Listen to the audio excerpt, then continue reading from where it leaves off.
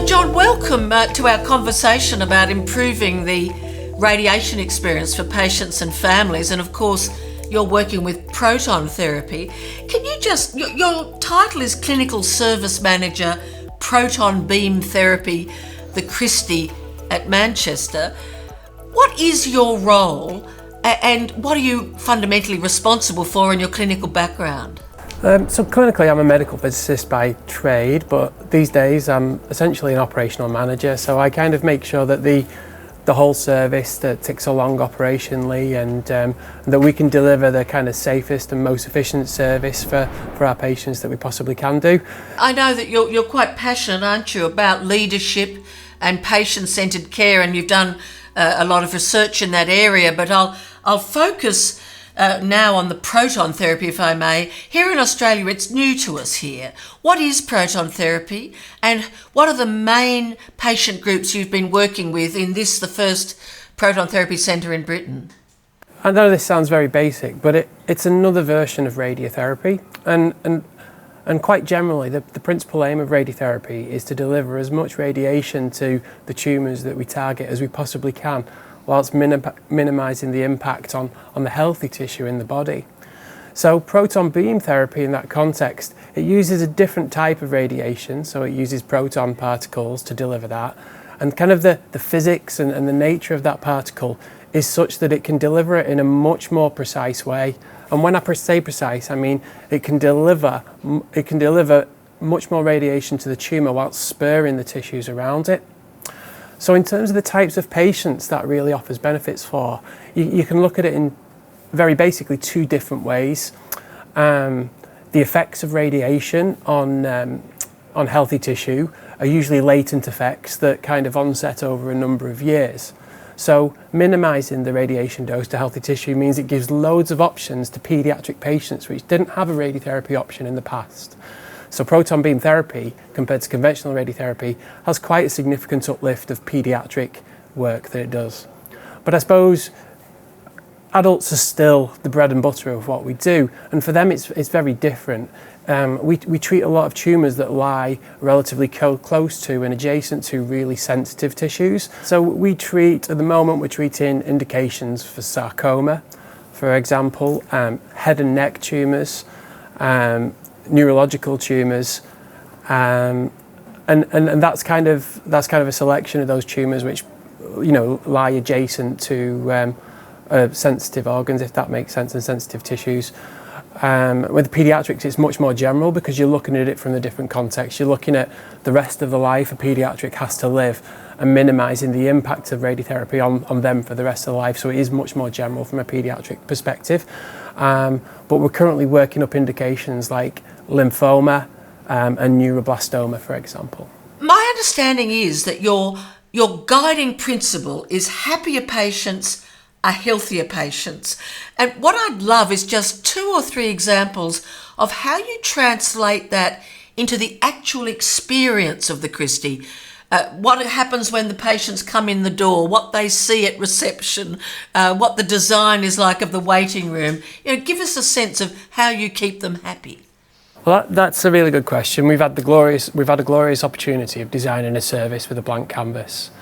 As a national service, where we displace patients nationally from where they live to the other side of the country, we need to kind of reflect in the way that we provide care the challenges that they may face. We want it to be home from home in many different ways.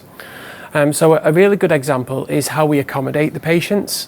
You know, we retain that guiding principle that radiotherapy should be, where possible, to be provided on an outpatient basis. But also, when someone is spending a significant block of their life away from home, we don't want that to infer the feeling of being an inpatient. So obviously we have to accommodate these patients. We did think about accommodating them adjacent to the Proton Beam Therapy Centre, but we actually took the decision to accommodate them in the centre of Manchester, which is, you know, roughly 20 minutes up the road. And because that means they are not reminded that that's what they're here for, proton beam therapy. They're not reminded that they're here to be at the Christie, and they've got all the wonderful facilities that Manchester offers as kind of the second biggest city in the UK at their doorstep. You know, we want them to have a life as normal, and we want them to kind of find as much routine as they can and do as much stuff as they can with their family, and not be consumed for 6 weeks by this concept of being a patient. And so you have a shuttle bus, as I understand it, that sort of travels back and forth between the centre of Manchester and the Christie. Yeah, that's absolutely right. So, you know, if you thought about it rather superficially, you could say, right, we're going to accommodate you in the centre of Manchester, make your own way down. But it is the little things that make a difference if you're going to embrace that happier patients, a healthier philosophy. So, you know, as part of our accommodation budget, we built in that shuttle bus. Now, as we alluded to just a few moments ago, a significant number of our patients are paediatrics. And to be able to provide a specific paediatric service, we need the support of the Royal Manchester Children's Hospital. So we have a shuttle bus which stops routinely on a round-robin basis between the accommodation, between the Christie and between the Royal Manchester Children's Hospital, you know, where they might jump off the bus and go and get their concurrent chemotherapy, for example. Just while we're staying with the fact that you've got families, including families with children away from their normal environment, you've got a school as well. Again, just concisely, how do you arrange the schooling, and why is that important in a cancer centre? That's a good question. I mean, we were very lucky to receive some funding from the local education authority for the implementation of schooling at the Proton Therapy Centre, and then that was implemented by an organisation called Manchester Schools. The why it's important is the good question, because superficially, you could look at it as us doing our part for the education of these children, but it's much more than that. You know, school for them is another distraction, just like all the facilities close to the accommodation. It's another distraction. In many ways, it's an anchor to their normal life. So it gives them something to occupy their mind, and I think that's why it serves a really important purpose here, more than just maintaining progress with their studies, which is the more superficial observation. It's a wonderful expression, an anchor to their life. What I'd like to do now, if I may, is move in a reasonably concise way through some of the physical features that you've got at the Christie. I know you think the front desk experience is important. So what is your goal with the front desk, both in terms of what people see as they enter, but also your recruitment and training of staff? What are you aiming for there? Well, the key to the front desk is more than just the things that spring to mind, the administrative, the logistical aspects of somebody working on a front desk. We have clinical support workers that work on our front desk. And to really understand that, what you've got to do is take a step away from what you know about radiotherapy. We ask patients to attend a hospital on an outpatient basis every single day for 6 weeks. Now, if you take your radiotherapy hat off, that is actually quite mind-blowing, isn't it? And the reality is, every single one of those occasions, so 30 occasions say, the first person they see when they walk through the front doors are the people on the front desk. So in many ways, yes, they've got those administrative and practical functions, the clinical support workers, but more importantly is their role to foster a good relationship with the patient, to make them feel happy and engaged and less anxious every single day when they walk through those doors. So yeah, when you talk about the amazing people that work in radiotherapy and work in proton beam therapy, you can think of your clinical oncologists, the radiographers and the physicists. But in many ways, our clinical support workers are some of the most important people in the building. People who are watching this, some of them are building a proton therapy centre in Australia right now, and they're very interested to hear how you designed your internal look in order to achieve certain experiential goals with the patients and family. I know you've got something called the Winter Garden that also has a kitchen, and that can you describe the design features? What sort of feelings are you trying to induce in the patients and family as they come to the Winter Garden? Well, it would be easy to take credit and for the wider team to take credit for the Winter Garden when I describe it, but I think it's important to recognise that all the ideas that are kind of encapsulated that I'll describe now came from patient engagement. We asked patients that had been to Jacksonville in Florida what was good about proton beam therapy in Jacksonville. And one key piece of feedback was it felt more like a hotel than a hospital. So when I refer back to earlier in the conversation, we are displacing people from home. That is a really good piece of feedback. So that manifests itself in the winter garden. It's got great big windows where the light can come pouring in. Light affects our mood. I know right now it's winter in England and mood has dropped significantly. So that just gives you a great example of how important light is. We have a green theme, so we've got trees in there, both in terms of the decor and an actual tree in the winter garden. The colour green is well known to lift spirits and make people feel a lot better. But also the layout of the seats is important. We've all been to the classic healthcare provider waiting room where we've sat in squares or in rows. What we've tried to do with the seating arrangement in the winter garden is to remove that formality using cluster seat arrangements, and quite often you come down the stairs looking over to the winter garden and it looks more like a shopping mall, like the kind of place someone would spend their leisure time than the kind of place someone would sit and wait for radiotherapy. And psychologically, I think that is a really important factor. Sometimes I come down those stairs and I'll see a complementary therapist perched on the end of one of these cluster seats, speaking to a patient or their family. Now, that for me is fantastic. We're engaging with that family there in that kind of informal setting as opposed to the more sterile clinical environment. So that can only promote patient engagement and make them feel happier and healthier. You've essentially created a space where the staff want to go too. You know, it's a nice space to work.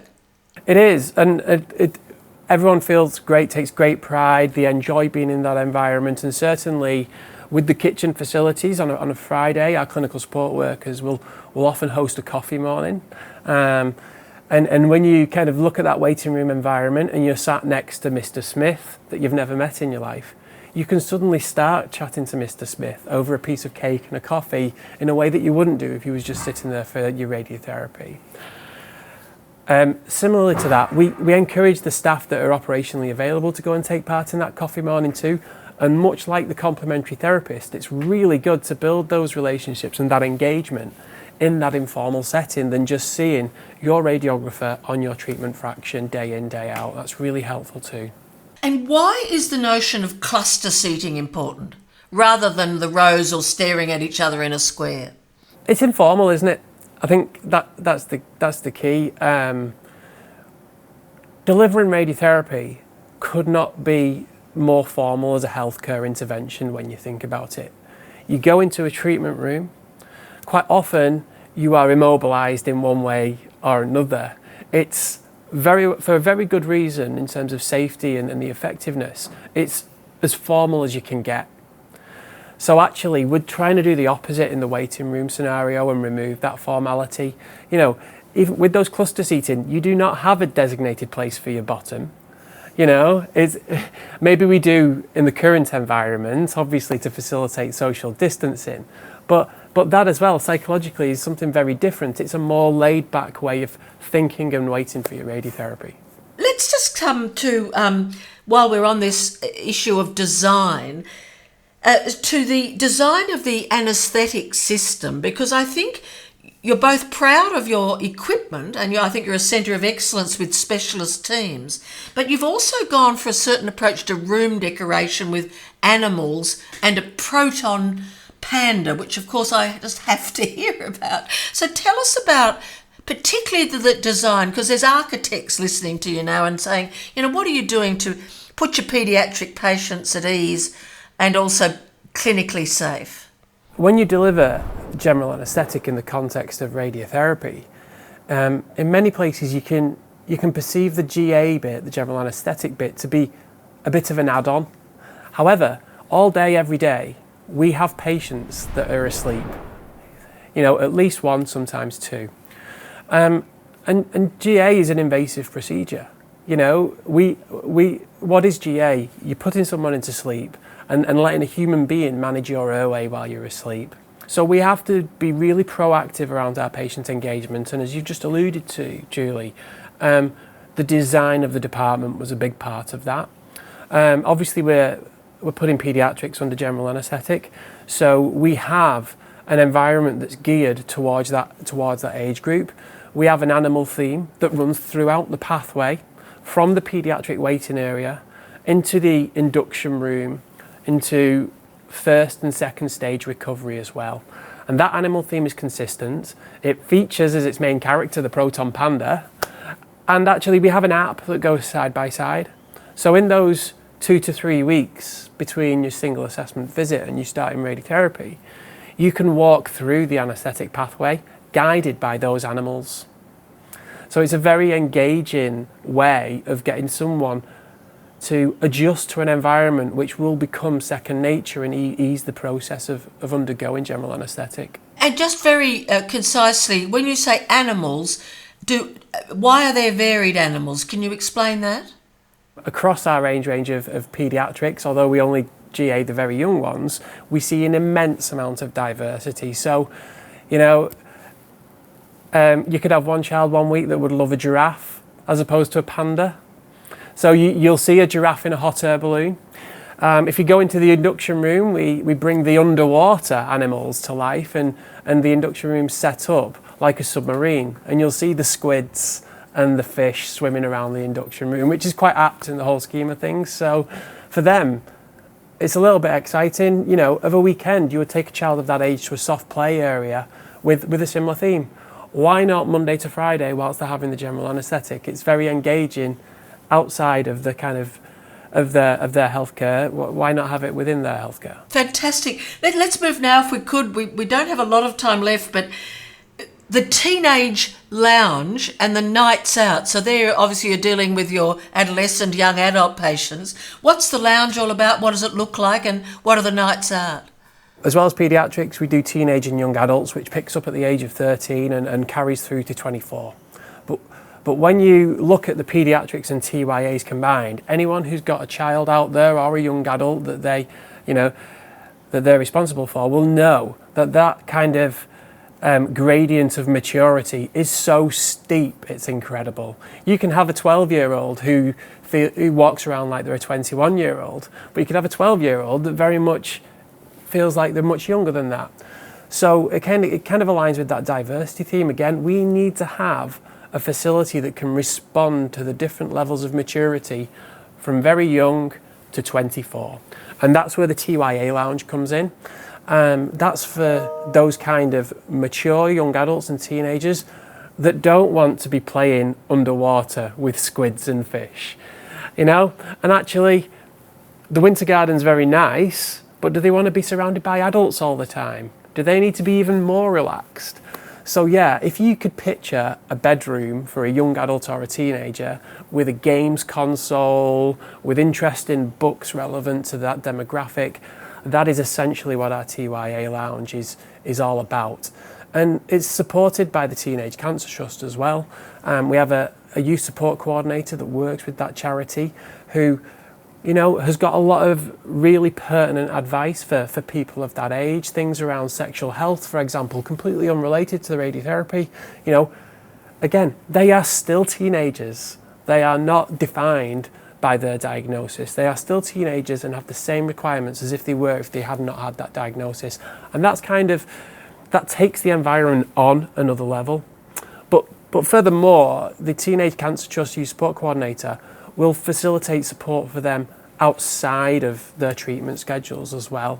We provide things like yoga therapy. We'll tend to have pizza nights when we're allowed to. We'll go temping bowling and crazy golf. And again, it's all part of that engagement exercise around what they're subjecting themselves to whilst displaced from home. If you send me a Proton Panda, I'll send you a kangaroo. An actual kangaroo. I'll see what I can do for you, Julie. If you want a Proton Panda on camera, one of our play specialists is literally walking past as we speak. Could you grab us a Proton Panda? Yeah. Would that be amazing? Anything else? No, thank you. That's everything. Thank you, Charlotte. Proton Panda incoming. What's fascinating to me is that you're a medical physicist. You know, you are so sensitive to the psychological and the emotional well-being of your patients and their families. How is it that you've embraced this kind of leadership role? Just quickly, personally, what is it that attracts you to this role? I think I've inherited a set of values from my mother, who was a nurse, that drive me to be passionate about helping people. And I think for me, the way I can help people is through people.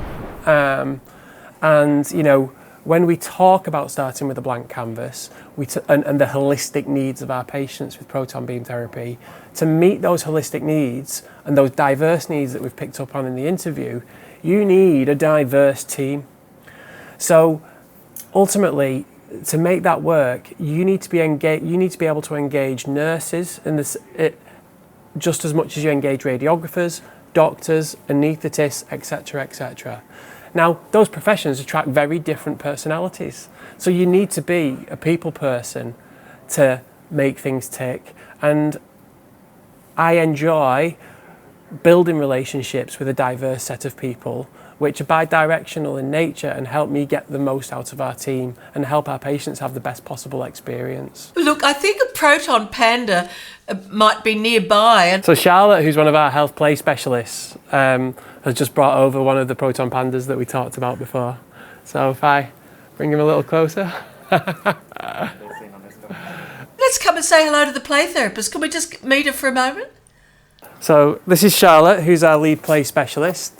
Take a seat. And this is Julie. Can I just ask you, how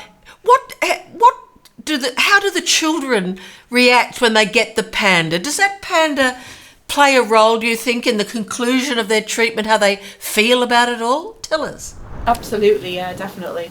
So this panda goes in a little welcome pack that we give to all patients when they come. So they get a panda and they get a little information book that we've written with input from previous patients to give them lots of the pictures of the environment and meet the team kind of information. So and they get some little treats in there as well for when they start out. And this panda very often goes with them for their scans, for their mask making if they need one, and for their treatment in the gantry. And it's very often a little mascot that they hang on to each day when they're going. So yeah, they're often very, very treasured. That little bear is going in when they have their mask made, when they go and learn to lie on the bench and have the proton therapy delivered. It just goes on the journey with them. Just one last comment, if I could, and thank you for just jumping in like this. Play therapists play a big role in cancer care for young children in the United Kingdom. Just give us 2 or 3 examples of what you're doing with children all the time that you think really helps them in the experience and why you should be part of the team. So we're health play specialists is our title here in the UK. So one example, I guess, if we look at the Proton Panda's role, especially with younger children, is we have patients here who are on a dual pathway, which basically means that they come for assessment for their first week. And we work with them and the family really closely, and we're really part of that decision as to whether they'll manage their treatment awake. And play is a really, really important part of that, because it's a way of assessing where children are at, because children tell us a lot through their play, and it's a really good way of engaging with them, because that's what makes them feel comfortable, because it's kind of in their DNA as children, and actually as adults, but that's a different conversation. And kind of Proton Panda can, for example, go on our model gantry that we've had made in-house. So members of your team have made a model of the proton therapy machine that the little bear can go on, and that allows the child to see what's going to happen. Absolutely, yeah. And when they play, we can observe them and pick up any little questions they have or anything that they're not sure about, and then we can work with them through that and help them manage their treatment awake, even at quite young ages. Well, look, thank you for joining us, and I just want you to know that John has promised that if I send him a kangaroo, he will send me a proton panda. So I just want you to be the witness to this contract, if you would. And I'm so grateful you spoke to us here in Australia. Thank you. Thank you. No problem at all. That sounds like a good deal to me. And John, I just wanted to thank you so much for your just for everything that you've said. I think it'll be incredibly useful to us here in Australia. So thank you very much, and the kangaroo's in the mail. Thank you. The panda will be coming via Qantas any day now. See you later.